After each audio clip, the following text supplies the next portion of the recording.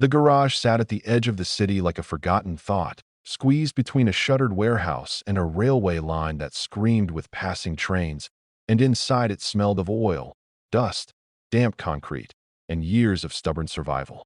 When the black luxury car stopped outside, it looked absurd against the chipped paint and bent metal door.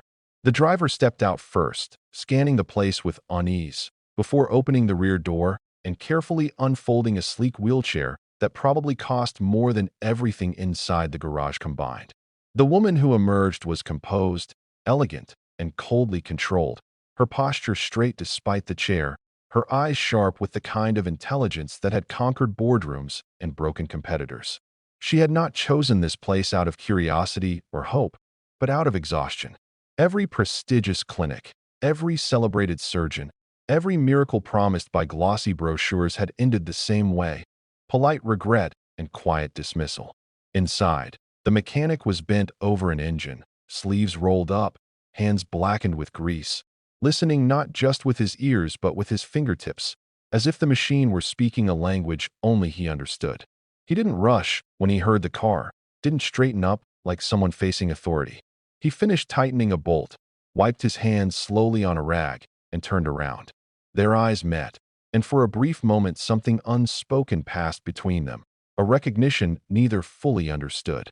She began speaking immediately, listing specifications, problems, expectations, her voice efficient and clipped, used to being obeyed. She wanted a custom system built for her car, something innovative enough to silence critics who whispered that her condition made her weak. As she spoke, he listened without interrupting, nodding occasionally, asking no technical questions, only human ones. How long she sat each day, what she felt when the weather changed, whether pain came suddenly or crept in quietly. These questions irritated her at first. They sounded irrelevant, almost insulting. When she finished, she leaned back slightly, waiting for admiration or refusal. Instead, silence settled in the garage, thick and uncomfortable, broken only by the ticking sound of cooling metal. The mechanic looked at her legs, not with pity, not with curiosity, but with focus, as if they were part of a system he was trying to understand. Then he said it, calmly, almost casually, as though commenting on the weather. "I will make you walk again." The words hung in the air, absurd and reckless. For a heartbeat, she wondered if she had misheard him, and then she laughed. The laugh burst out sharp and loud, echoing off the concrete walls, fueled by years of disappointment and restrained rage. She laughed at the audacity, at the foolishness, at the countless professionals who had promised less and failed anyway. She told him about the accident, about shattered nerves and irreversible damage, about specialists who had flown in from other countries just to tell her no. She laughed harder as she spoke, as if mocking her own hope before it could betray her again. He didn't flinch. He didn't defend himself. He didn't smile. He simply waited, eyes steady, letting her words and laughter exhaust themselves. Slowly, her laughter faltered. Something about his stillness unsettled her. The way he wasn't trying to convince her, wasn't selling anything, wasn't even asking for trust. Her voice trailed off, and an unfamiliar silence replaced the sound of her own certainty. In that quiet, she felt exposed, as if her confidence had been armor she had just dropped. The mechanic finally spoke again, softly this time, not repeating his promise, not explaining it either, only saying that machines and bodies were not so different, that both remembered movement even after forgetting how to perform it. She felt a chill run through her, not of fear, but of something dangerously close to hope. She straightened in her chair, regaining control, dismissing the thought before it could grow. Business was business. She gave him the job, not because she believed his impossible claim, but because she refused to let him have the last word. As the driver pushed her back toward the car, she glanced over her shoulder. He was already back at work, hands deep inside an engine, as if the moment they had just shared meant nothing at all. That disturbed her more than the promise itself, and as the car pulled away, she realized her laughter had stopped long before she noticed, leaving behind a question she could not silence. She told herself she returned to the garage for practical reasons. The hand control system needed adjustments, she claimed, and no one else would understand his strange design. Yet every visit followed the same quiet ritual. The car would pull up, the door would creak open, and the mechanic would glance up from his work with the same calm expression, as if he had been expecting her all along. Days turned into weeks, and during those weeks something subtle shifted. He began asking her to come earlier in the morning, when the garage was still cool and the city half asleep. He asked her to wear simple clothes, nothing restrictive, nothing expensive. At first, the requests irritated her. She was a woman who gave orders, not one who followed them. But something about his tone, never demanding, never apologetic, made refusal feel unnecessary. He introduced her to contraptions that looked unfinished, assembled from scrap metal, wires, old bicycle parts, and sensors salvaged from discarded machines. To her trained eye, they looked unreliable, even dangerous. Yet when he explained them, he spoke not in technical jargon but in stories, comparing nerves to frayed cables and muscles to engines that had been left idle too long. He asked her to describe sensations she hadn't spoken about in years, the dull heaviness in her thighs, the brief sparks of feeling that appeared without warning, the way her legs ached in dreams. Doctors had dismissed these details as irrelevant. He treated them like clues. Slowly, against her will, she began to trust the process, if not the promise. One evening, after the garage doors were closed and rain drummed steadily on the roof, he asked her to stay a little longer. The driver had already left, and for the first time she realized how alone she was there with him. He rolled out a narrow metal frame, fitted with straps and padded supports, and positioned it carefully in front of her chair. Her heart began to pound, an old fear rising in her chest. She had stood like this before, in sterile rooms under harsh lights, surrounded by experts who watched her fail with clinical detachment. She told him she didn't want false hope, her voice sharp, defensive. He nodded, as if he understood completely, and said he wasn't offering hope, only a test. Just 10 minutes. If nothing happened, she could leave and never return. The simplicity of the offer disarmed her. With his help, she transferred into the frame, her hands gripping the metal so tightly her knuckles turned white.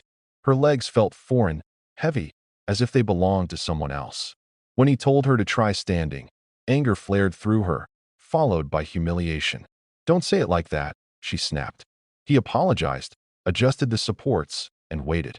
Slowly, painfully, she engaged muscles she hadn't consciously used in years. At first there was only shaking, violent and uncontrollable, her breath coming in short gasps. Then something changed. Not a miracle, not a sudden strength, but a response, a subtle shift of weight, a faint pressure against the soles of her feet. Her eyes widened, tears blurring her vision. She wasn't standing freely, but she was participating. Her body wasn't passive. She cried out, a sound caught between laughter and sobbing, and he steadied her without celebration, without surprise, as if this outcome had always been possible. After that night, the sessions became more intense. He pushed her carefully, never beyond what she could bear, but always just enough to challenge the boundaries she had accepted as permanent.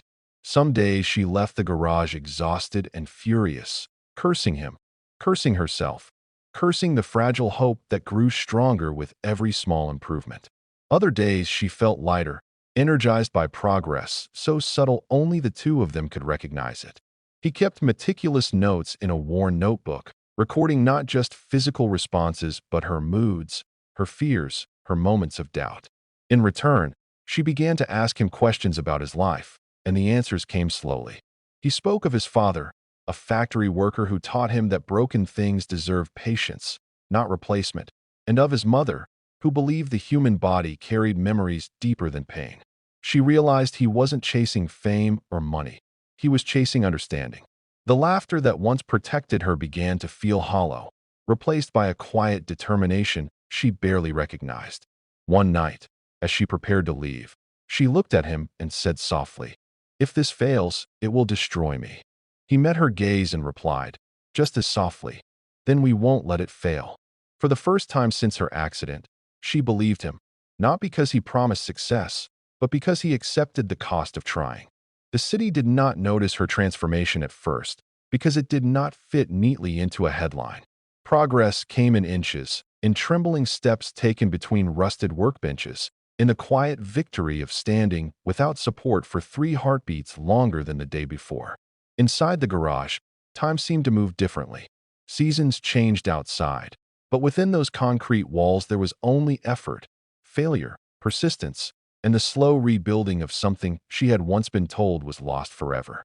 The mechanic remained constant, never celebrating too early, never softening the work to spare her pride.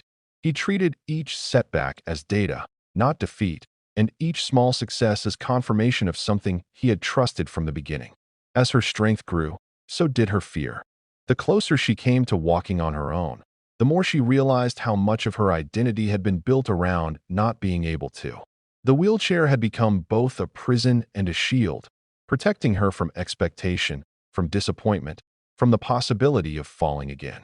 One evening, after a particularly difficult session that ended with her collapsing into the chair in frustrated tears, she accused him of not understanding what she stood to lose.